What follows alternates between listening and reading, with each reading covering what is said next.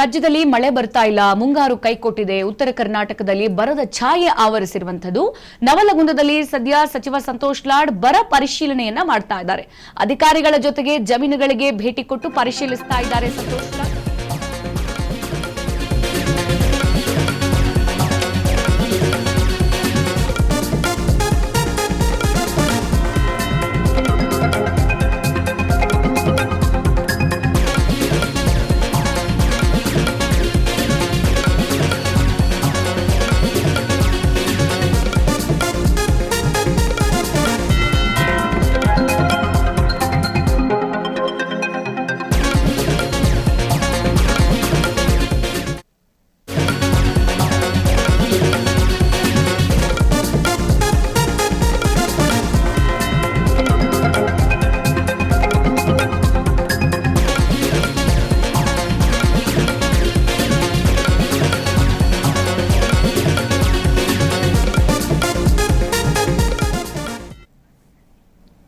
ಕರ್ನಾಟಕದಲ್ಲಿ ಈ ಒಂದು ಜೂನ್ ಜುಲೈ ಸಂದರ್ಭದಲ್ಲಿ ಬಹಳ ದೊಡ್ಡ ಮಟ್ಟಕ್ಕೆ ಮಳೆ ಆಗಬೇಕಿತ್ತು. ಸದ್ಯ ಒಂದ್ ಕಡೆ ಮುಂಗಾರು ಮಳೆ ಕೈಕೊಟ್ಟಿದೆ, ಮತ್ತೊಂದು ಕಡೆಗೆ ಉತ್ತರ ಕರ್ನಾಟಕದಲ್ಲಿ ಎಸ್ಪೆಷಲಿ ಬರದ ಛಾಯೆ ಆವರಿಸಿರುವಂತದ್ದು. ಸದ್ಯ ಕಲಘಟಗಿ ವಿಧಾನಸಭಾ ಕ್ಷೇತ್ರದ ಶಾಸಕ ಸಂತೋಷ್ ಲಾಡ್ ನವಲಗುಂದದಲ್ಲಿ ಈಗ ಬರ ಪರಿಶೀಲನೆಯನ್ನು ಕೂಡ ಮಾಡ್ತಾ ಇದ್ದಾರೆ. ಅಧಿಕಾರಿಗಳ ಜೊತೆಗೆ ಜಮೀನುಗಳಿಗೆ ಅನ್ನದಾತರ ಸ್ಥಿತಿ ಹೆಂಗಿದೆ ಅಂತ ಹೇಳಿ ಭೇಟಿ ಕೊಟ್ಟು ಪರಿಶೀಲನೆಯನ್ನು ಕೂಡ ನಡೆಸ್ತಾ ಇದ್ದಾರೆ.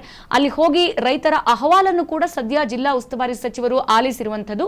ಅಲ್ಲಿ ಅಗತ್ಯ ಪರಿಹಾರ ಕ್ರಮ ಕೈಗೊಳ್ಳುವ ಭರವಸೆಯನ್ನು ಕೂಡ ಸಂತೋಷ್ ಲಾಡ್ ಕೊಟ್ಟಿದ್ದಾರೆ. ಹೇಳಿ ಕೇಳಿ ಸಂತೋಷ್ ಲಾಡ್ ಅಲ್ಲಿನ ರೈತರು, ಅನ್ನದಾತರು, ಅಲ್ಲಿನ ಜನರ ಮೇಲೆ ಬಹಳ ದೊಡ್ಡ ಪ್ರೀತಿ ವಿಶ್ವಾಸವನ್ನು ಇಟ್ಟಿರುವಂತದ್ದು.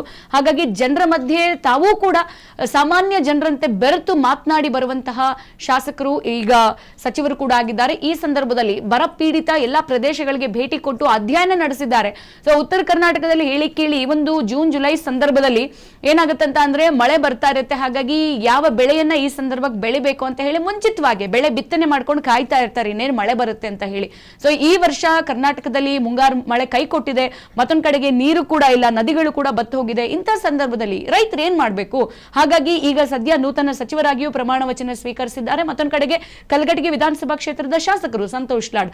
ಹಾಗಾಗಿ ಅವರ ಒಂದು ಜಿಲ್ಲೆಗಳಲ್ಲಿ ಅನ್ನದಾತರ ಕೂಗು ಹೇಗಿದೆ, ಈಗ ಮುಂಗಾರು ಕೈ ಕೊಟ್ಟಿದೆ, ಸೊ ಜಮೀನಲ್ಲಿ ಏನ್ ಬೆಳೆ ಬೆಳೀತಾ ಇದ್ದಾರೆ, ರೈತರದು ಸ್ಥಿತಿ ಹೆಂಗಿದೆ, ಯಾವ ತರ ಸಿಚುವೇಶನ್ ಇದೆ ಅಂತ ಹೇಳ್ಬಿಟ್ಟು ಅಲ್ಲಿನ ಎಲ್ಲಾ ರೈತರು, ಅನ್ನದಾತರು ಆ ಪ್ಲೇಸ್ಗೆ ಭೇಟಿ ಕೊಟ್ಟು ಮಾತನಾಡಿದ್ದಾರೆ ಸಂತೋಷ್ ಲಾಡ್. ಜೊತೆಗೆ ಬರಪೀಡಿತಂತಹ ಪ್ರದೇಶಗಳನ್ನ ಕೂಡ ಪರಿಶೀಲನೆ ನಡೆಸಿದ್ದಾರೆ.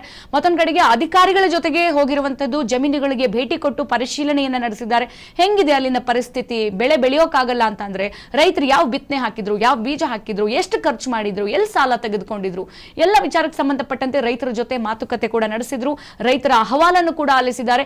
ಈ ಸಂದರ್ಭದಲ್ಲಿ ರೈತರು ಹೇಳೋದಿಷ್ಟೇ, ನೋಡಿ ಸರ್, ಇಷ್ಟು ದುಡ್ಡು ತಗೊಂಡು ಇಷ್ಟು ಒಂದು ಬೆಳೆಯನ್ನ ಹಾಕ್ಬೇಕು ಅಂತ ಬೀಜ ತಗೊಂಡು ಬಂದ್ವಿ, ಇವಾಗ ನೋಡಿದ್ರೆ ಮಳೆ ಇಲ್ಲ, ಬೀಜಗಳೆಲ್ಲ ಬತ್ತು ಹೋಗಿದೆ, ಸೊ ಸಾಲ ಆಗಿದೆ, ಸಾಲ ಮನ್ನಾ ಮಾಡಿಸಿ ಅಥವಾ ಇಷ್ಟು ನಮಗೆ ಸಹಾಯ ಆಗ್ಬೇಕು, ಯಾವ್ದಾದ್ರು ಕಡೆಯಿಂದ ಒಂದಿಷ್ಟು ದುಡ್ಡು ಬರೋಂಗ್ ಮಾಡಿ ಅಂತ ಹೇಳಿ ರೈತರ ಅಹವಾಲನ್ನ ಸ್ವೀಕರಿಸಿದ್ದಾರೆ. ಸೊ ಈ ಸಂದರ್ಭದಲ್ಲಿ ಅಗತ್ಯ ಪರಿಹಾರವನ್ನ ನಾನು ಕೊಡ್ತೀನಿ ಅಂತ ಹೇಳಿಯೂ ಕೂಡ ಸಂತೋಷ್ ಲಾಡ್ ಭರವಸೆಯನ್ನು ಕೊಟ್ಟಿದ್ದಾರೆ. ಸೊ ರೈತರ ಮುಖದಲ್ಲಿ ಒಂದು ಕಡೆ ಮಂದಹಾಸ ಕೂಡ ಮೂಡಿರುವಂತದ್ದು. ಹೇಳಿಕೇಳಿ ಸಂತೋಷ್ ಲಾಡ್ ಆ ಕಡೆಯ ಭಾಗದ ಜನರನ್ನ ಬಹಳ ವಿಶ್ವಾಸಕ್ಕೆ ತೆಗೆದುಕೊಂಡಿರುವಂತದ್ದು. ಈ ಸಂದರ್ಭದಲ್ಲಿ ಅದು ಕೂಡ ಬರ ಪೀಡಿತ ಸಂದರ್ಭದಲ್ಲಿ ಆ ಒಂದು ಸ್ಥಳಕ್ಕೆ ಭೇಟಿ ಕೊಡೋದಾಗ್ಲಿ, ರೈತರ ಜೊತೆಗೆ ಬೆರೆಯೋದಾಗ್ಲಿ, ಅವರ ಕಷ್ಟ ಏನಿದೆ, ನನ್ನ ನಷ್ಟ ಏನಾಗಿದೆ ಅನ್ನೋದೆಲ್ಲ ವಿಚಾರಿಸೋದಾಗ್ಲಿ, ಜನರಲ್ಲಿ ಮತ್ತಷ್ಟು ವಿಶ್ವಾಸವನ್ನ ಮೂಡಿಸುವಂತದ್ದು ಆ ಕೆಲಸವನ್ನ ಸದ್ಯ ಅಲ್ಲಿನ ಸಚಿವರು ಈಗ ಮಾಡಿದ್ದಾರೆ.